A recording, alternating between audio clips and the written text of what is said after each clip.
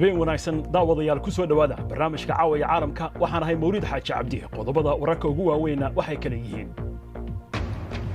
militariga Israa'iil ayaa duqeyntii ugu xumayd Gaza ku qaaday ilaa iyo hadda dhinaca kalena xogaga Falastiiniyiinta ayaa gantaalo horle ku soo tuuray Israa'iil warbixin dheeraad ah ayaan idinkugu haynaa saameynta colaadaasi iyo weliba qodobo kale waxa wararka ka mid ah qodobada kale Hindiya cisbitaalada ayaa cadaadis xooggan wajahaya waxaynu booqanay gobolka West Bengal oo mid ka mid ah meelaha fayrasku sida weyn cirka iskugu shareeray dalkaasi dalkani UK dadweyne ayaa si cara leh ugu qasbay laanta socdaalka inay sii daayaan 2 nin oo magangalyo doona alwaaxa laga sameeyay qasabka geedaha mustaqbal ma u yeelan doona in loo isticmaalo ciyaarta cricketka waa caawa iyo kilik kala soco BBC News televisionka raadiyaha online-ka iyo bogagga bulshada halkani waa London barnaamijkuna waa caawa iyo caalamka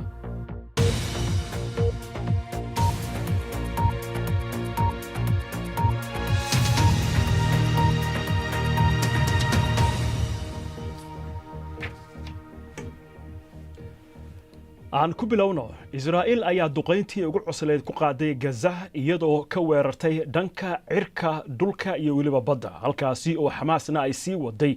ridista gantaalada ay ku tuureysay Israa'iil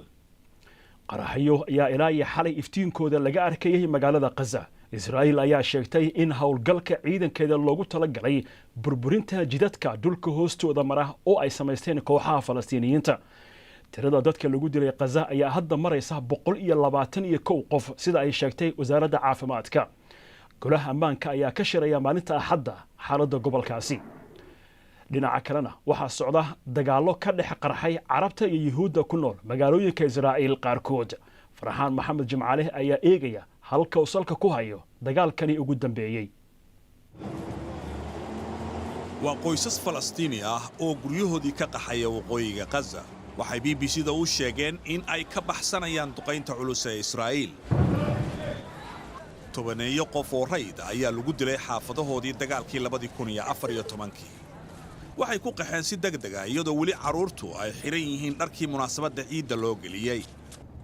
hal nin ayaa yidhi dhulka xoogga lagu haysto ayaa naxariis tusayn dagaal ka soo cusboonaaday Xamaas iyo Israa'iil mar walba suurtagal ayuu ahaa laakiin lama filayn in jidadka Israa'iil dagaal uu ka dhex qarxayo isku dhacyada muwaadiniinta Israa'iil ayaa keenaya xaalad cusub oo aan naxariis lahayn Israa'iiliyiinta oo dhan Yuhuud ma ahan ilaa 20% ayaa Falastiiniyiin Carab ah dhalinyaro ayaa jidadka u soo baxay si ay dadka u weeraraan Carab iyo Yuhuud is haysta oo dhammaantood ah muwaadiniinta Israa'iil madaxweynaha Israa'iil ayaa waxa uu ka digay in dalku aanan dagaal sokeeye gelin sidii dagaaladii hore waxay ahayd maalin go'aan in la qaato ay tahay saraakiisha Xamaas ee toddobaadkan ay dileen Israa'iil waxa ku jiray saraakiil sarsare taasi dagaalka ma joojinaysa u malayn maayo Israa'iil waa inay go'aansataa in dagaalka cirka iyo madaafiicda ay ku darayso mid dhinaca dhulka ah oo ay kaga hortagayso Xamaas gudaha Gaza taasi waxay ahayd wax dhici jiray intii lagu guda jiray 15 sano ee dagaaladu ay dhex marayeen labada dhinac Israa'iil waxay u yeertay 7,000 oo ciidankeeda kaydka ah magaalada Qudus 10,000 oo Falastiiniyiin ayaa u yimid inay ku dukadaan masjidka Al-Aqsa ee barakaysan magaaladan waxaa isku dhex jira diintii siyaasadii wadaniyadii iyo awoodii boorarka la wato Xamaas iyo hogaamiyaasheeda ayaa lagu dabaaldegaya iyagoo ku muujinaya inay yihiin kuwa runta ah ee ilaalinaya xuquuqda Falastiiniyiinta Qudus waa maalinta Ciidul Fitriga oo ah dhamaadka bisha Ramadaan waxay ahayd in la dabaaldego laakiin waalidiintu waa isku dayayaan balse wax loogu dabaaldegaa hogaamiyaha Falastiin Maxamuud Cabbaas ma jiraan hadda oo masraxa ay ka saareen hogaamiyaasha Xamaas in al-Quds khattun ahmar nabad ammaan iyo xasilooniba suurtagal ma ahan ayuu yiri inta Qudus ay Israa'iil haysato dagaalkan waa suurtagal inuu badbaadiyo mustaqbalka Benjamin Netanyahu toddobaadkii hore shaqadiisa ayuu weyn gaaray welina waxa uu ku jiraa dhibaato siyaasadeed laakiin hadda waxa uu haystaa oo ku hareeraysan askar uu hambaliyeeyo ra-iisul wasaaruhu waxa uu yidhi dagaalka xamaas wakhti ayuu qaadan doonaa laakiin israa'iil deganaanshaha way soo celin doontaa waa ujeedka dagaalka ee israa'iiliyiinta uu sheegi karo ka hor intaanu dhammaan dagaalka gaar ahaan isderod oo ah magaalada ugu dhow Gaza wiil yar oo 5 jir ah ayaa ku dhintay markii gantaal uu ku dhacay gurigooda dariskiisa qaatil ayay taagan yihiin aad ayay u adag tahay in lagu dhex noolaado xaaladdan oo kale dawladdu waa inay cagta marisaa Gaza oo ay baabi'isaa Gaza gebi ahaanba Israa'iil iyo dhammaan dhulka la haysto toddobaadkan dagaal ba'an ayaa ka taagnaa tani waa magaalo Yuhuud oo ku taala daanta galbeed ee la haysto dhalinyaro Falastiini ah iyo kuwa Israa'iiliyiin ayaa isku dagaalaya waa jiil kale oo dhibaato ay ka soo gaartay guuldarrada hogaamiyaashooda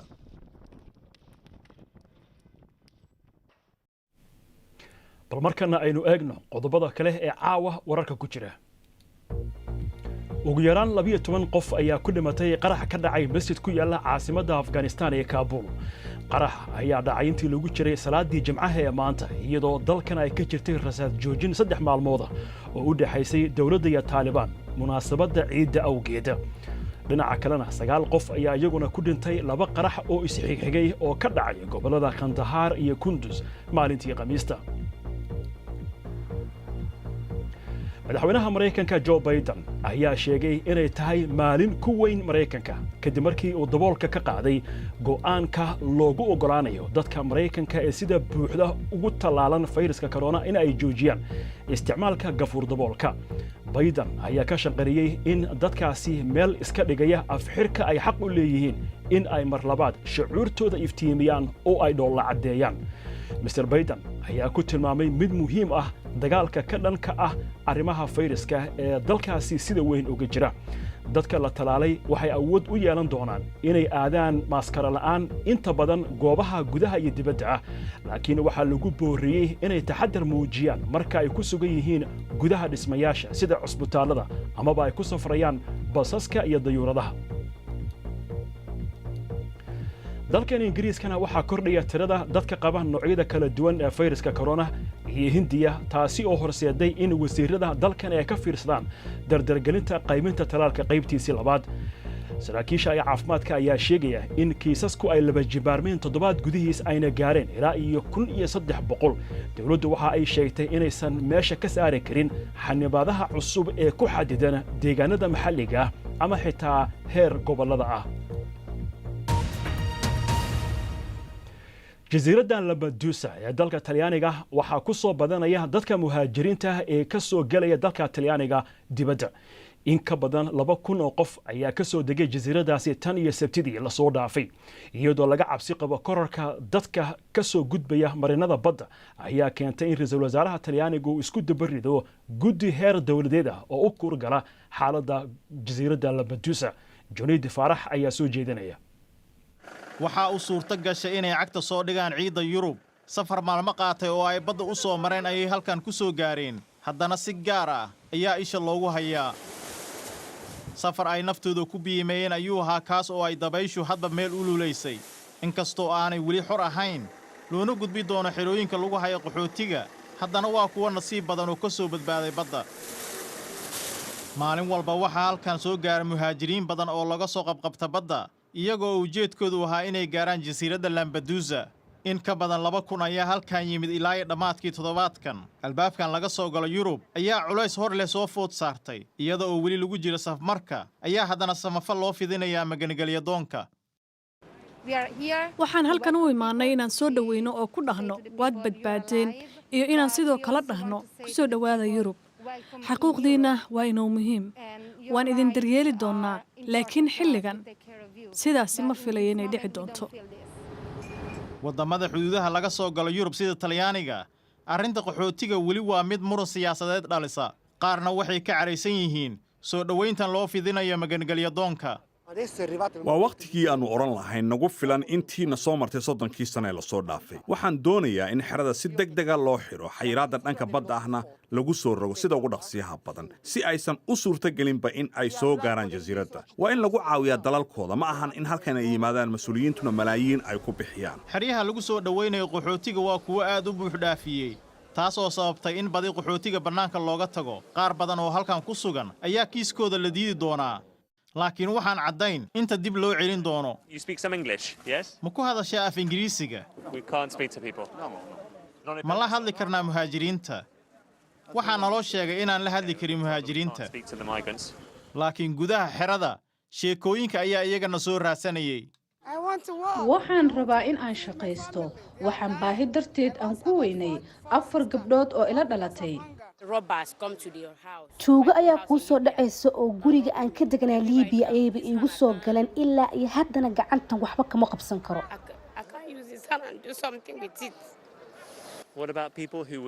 adigana ka waran dadka odhan doona inaad halkan ku timid si sharci darro ah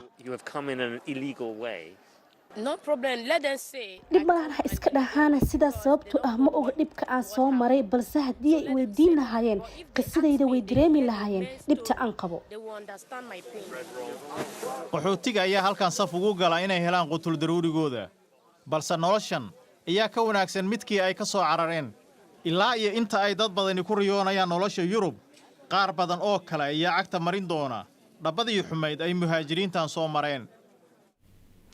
mar walba waxaad nagala socon kartaan BBC Somali Facebook fadlan raadi BBC News Somali halkaasi oo aad ka heli doonto muuqaalo falaqayn dheeraad ah iyo wararka ugu waaweyn si aad u hesho wararka ugu dambeeya Soomaaliya caalamka nagala soco BBC Somali Twitter iyo Instagram wali waxa inoo soo socda waa barnaamijka Kilika oo aan idinkugu hayno usha geedaha qasabka laga sameeyo iyo mustaqbalka ciyaaraha cricketka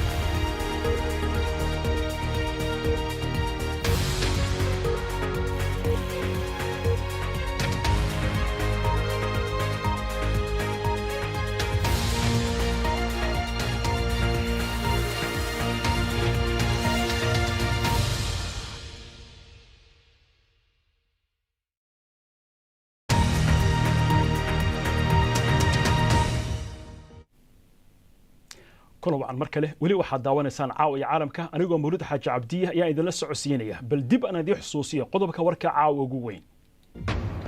militariga Israa'iil ayaa duqeyntii ugu xumeyd ku qaaday Gaza ilaa iyo hadda dhinaca kalena xoogagga Falastiiniyiinta ayaa gantaalo hor leh ku soo garaacay Israa'iil imikana Hindiya halkaasi oo 343,144 kiisaska cusub ee fayraska corona laga soo sheegay 24 saac la soo dhaafay waxa intaasi sii dheer 4,000 oo dhimasho ah dalku hadda waxaa ka jira kala bar dhammaan kiisaska adduunka iyo ku dhawaad 3 meelood oo meel dhammaan dhimashada adduunka mid ka mid ah gobolada sida weyn looga soo wariyay fayraska inuu aad ugu kordhayo waa gobolka West Bengal Bashir Nuur Maxamed ayaa soo jeedinaysa warbixin BBC-da ka diyaarisay xaaladaasi Kolkata 1 mayl ayay u jirtaa Delhi eeg halkan waa suuq aad iyo aad u mashquul badan oo ku yaala gobol ay xaaladda Covid sii xumaatay ku dhawaad 8 jeer labadii bilood ee la soo dhaafay dadku halkan way baqayaan balse waa inay shaqeeyaan si ay cunto u helaan tanina waa dhibaatada ka dhalatay halka laga galo isbitaal dadweyne oo halkan u dhow dadku waxay la daalaadhacayaan inay helaan daryeel asaasi ah dhammaan sariiraha halkan yaala oo boqolaal ah way buux dhaafiyeen dadka xanuunsanna weli way imaanayaan ma aqaani ilaa inta aan xaaladan ku sii jiri karna ayuu yiri Dr. Kuldeep wuxuuna raaciyay dagaalka xitaa uu soo afjarmaa balse kani mawjadba mid kale ayay u sii dhiibaysaa 6 qof ee dunida ku sugan hal qof ayaa Hindiya ku nool Kolkatana waxay ka mid tahay magaalooyinka ugu saxmadda badan Covid ayaa gaaray goobaha ay qoysasku ku nool yihiin guriyaha halka qolka ka kooban kala fogaanshuhu suurtagal ma aha aabaha Amit iyo Arti oo 63 jir ahaa wuxuu u dhintay Covid lacagta kaliya ee haysteenna waxay ku bixiyeen badbaadintiisa fayraska oo fidaya isagoo aan la xakameyn karin wuxuuna ku sii socdaa xaalad walaac leh noocan sida aadka u fidaya ee ku faafaya gudaha Hindiya wuxuu haatan gaaray in ka badan 40 dal oo dunida daafaheeda ku yaal waxaana dalalkaasi ka mid ah UK tani ma aha dhibaato Hindiya ku kooban waxaynu la hadalnay Dr. Someya oo ah saynisyahanad sare oo ka tirsan ururka caafimaadka adduunka maxay dunida u danaynaysaa waxa hadda ka dhacaya Hindiya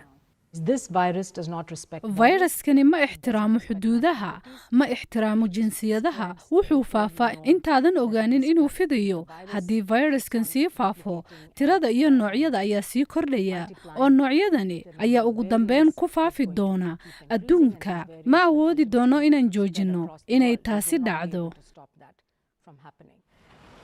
sida kaliya looga bixi karo waa in la talaalo bulshadan tirada badan balse qaybinta talaalka ayaa aad u hooseysa dalkan wuxuu u baahnaan doonaa balaayin xirmo wayna adag tahay in la arko sida dalkan kaligiis uga bixi karo arrintan booliska Scotland ee dalkan UK ayaa sii daayay 2 nin oo dhalasho ahaan ka soo jeeda Hindiya kadib markii mudaharaad ballaaran oo lagaga soo horjeedo qabashadooda oo ka dhacay magaalada Glasgow bulshada magaaladaasi ayaa isugu soo baxay halka kadib markii ay maqleen in 2 nin oo degan magaaladooda lagu dhaxayo bas ay boolisku leeyihiin mid ka mid ah dadkii halkaasi isugu soo baxay ayaa baska hoosta ka galay si uu ugu hor istaago in la kaxeeyo gaariga hogaamiyaha Scotland Nicola Sturgeon ayaa ku eedeysay wasaaradda arrimaha gudaha wixii halkaasi ka dhacay Samira Jaamac ayaa warbixintan soo jeedinaysa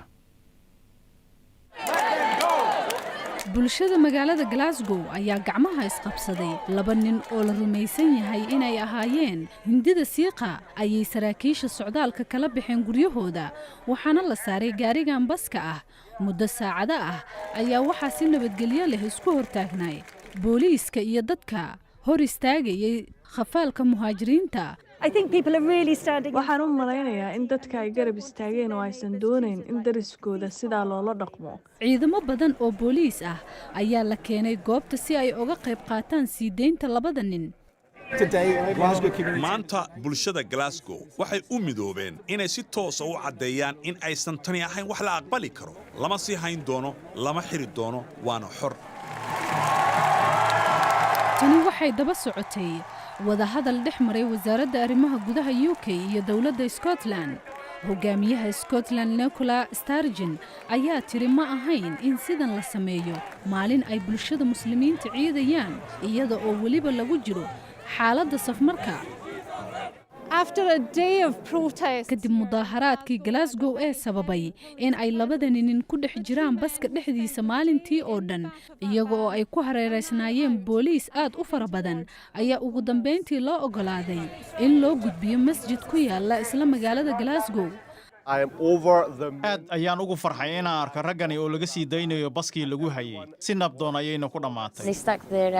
marka ay madaxa bannaanka oo la soo baxeen farxad ayay la dhoola caddaynayeen wayna noo mahadceliyeen. dowladda Scotland ayaa muujisay carada ay ka qabto falkii halkan ka dhacay. wasaaradda arrimaha gudaha waxay sheegtay in raggani lagu sii daayay damaanad inta ay baaritaanada socdaan. imikana wararka ciyaaraha. Liverpool ayaa gool caaqiba leh xalay waxa ay ka gaartay Manchester United kadib markii 4-2 ay ku garaacday. taasina waxay u qaaday kaalinta shanaad iyadoo ku haminaysa in ay ku dhamaysato boosaska afarta sare ee lagu qayb galo koobka horyaalada Yurub. waxay ahayd guushii ugu horeysay ee Jurgen Klopp uu ku gaaro garoonka Old Trafford. waxay sidoo kale ahayd guushii koowaad ee Liverpool garoonkaasi kala soo tagto tan iyo 2014. geesta kalena Aston Villa iyo Everton ayaa natiijo barbardhac eber ku kala tagay kulankoodii xalay. caawana Manchester City oo horyaalka qaaday ayaa wajahaysa Newcastle United.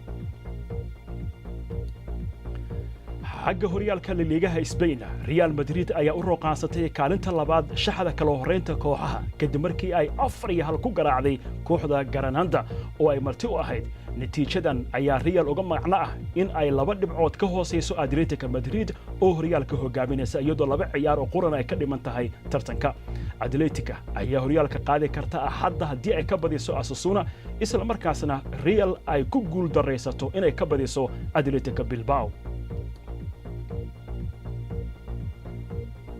xiriirka kubadda cagta adduunka ee FIFA ayaa ogolaaday in ciyaaryahanka Aymeric Laporte uu dhalashadiisa Faransiiska u bedesho tan Spain. tani waxay ka macno tahay in 26 jirka difaaca uga ciyaara Manchester City oo hadda u ciyaari karo qaranka waddankaasi Spain gaar ahaan tartanka dhacaya xagaaga ee Yurub. Laporte ayaa ku koray dalka Faransiiska balse wuxuu u guuray Spain 2010 weligiis uma aanu ciyaarin qaranka Faransiiska inkastoo 50 kulan u saftay ciyaartoyda da'doodu yar tahay ee Faransiiska. markana aynu eegno wararka arrimaha tiknoolajiyadda ee toddobaadkan waxaanu idinkugu haynaa barnaamijka Kilig diyaaradaha aan duuriyaha lahayn oo loo adeegsanayo waraaqaha boostada in lagu qaybiyo iyo qodobo kale. Maxamed Xaraare ayaa soo jeedinaya.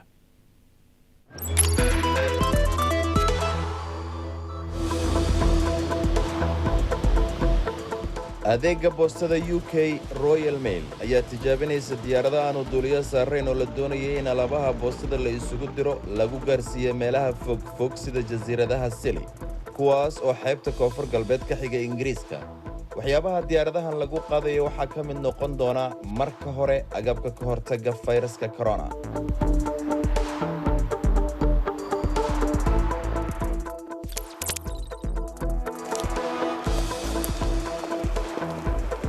ciidanka Faransiiska ayaa sameeyay robot iskii isku maamuli kara kaas oo qalabka culus u qaadaya askarta. meel fog ayaa laga hagayaa mashiinkan oo dhererkiisu yahay 2 mitir si fudud ayuu ku marayaa dhulka taaga kan hoobadka iyo wadooyinka burbursan isagoo sida xamuul 750 kilogram muddo 8 saacadood ah.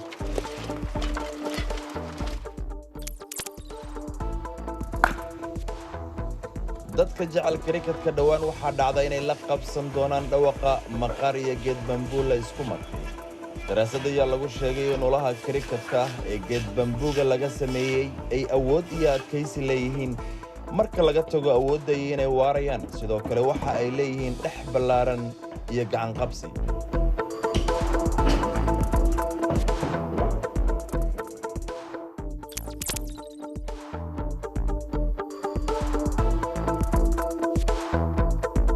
ugu dambeyntiina cilmi baarayaal ka socda jaamacadda Osaka ayaa soo saaray robot 4 lugoodla ah oo gacan ka siinaya in dib loo curiyo neerfaha iyo muruqyada bisadaha. waxa uu robodkani u sahlayaa cilmi-baarayaasha inay akhriyaan dhaqdhaqaaqa xayawaanka intii ay tijaabooyin toos ah ku qaadi lahaayeen.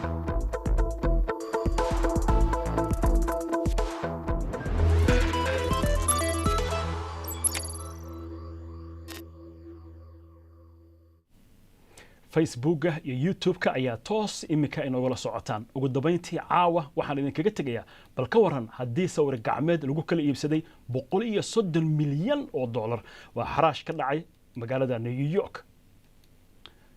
sawirka oo ahaa haweeney fadhida daaqad loona ekaysiiyey Marie Therese ayaa waxaa sameeyey 1932 farshaxaniistaha reer Spain Pablo Picasso. ma ahan sawir gacmeedkii ugu horeeyay ee Picasso uu sameeyey oo qiimahaas lagu kala iibsado 6 sano ka hor. sawir gacmeedyadiisii taxanaha ahaa ee loo bixiyey haweenka Algeria ayaa lagu kala iibsaday $180 milyan.